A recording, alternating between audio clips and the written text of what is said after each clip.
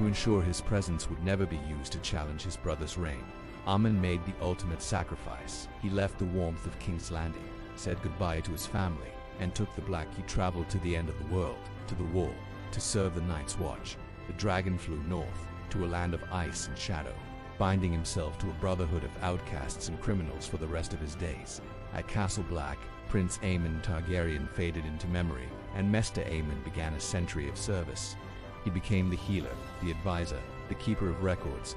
He tended to the wounds of rangers, delivered the babies of wildling women brought south, and sent ravens carrying messages of hope and despair.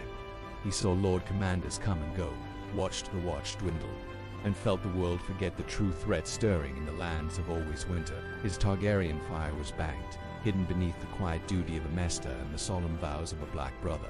Years turned into decades. The family he had left behind fell into ruin. The dynasty he had forsaken crumbled in fire and blood during Robert's rebellion. News reached him of the death of his great-nephew, the Mad King Aerys, the slaughter of his children, and the fall of his house. Can you fathom the pain? To be so far away, bound by an oath, unable to help or even to mourn openly. He carried this silent grief, a Targaryen alone in a world that now hated his name. But even in the twilight of his life, his story was not over. A new generation arrived at the Wall, and among them, a sullen boy with a direwolf, Jon Snow. In Jon, Aemon saw a reflection of himself, a young man torn between duty and desire, struggling with a name that set him apart. He became a mentor to Jon, offering guidance not as a prince but as a wise old man who understood the burden of command and the sting of loneliness. He tested Jon, pushed him, and ultimately helped shape him into the leader the Watch so desperately needed. Then came Samwell Tarly. In the frightened, bookish boy that others scorned, Aemon found a kindred spirit.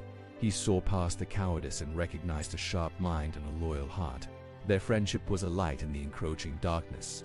Aemon entrusted Sam with his knowledge, his fears, and his final desperate hopes. He encouraged Sam's reading, sending him on a path that would prove vital to the coming war against the dead. Support! Support! Support! Support. Your support means a lot.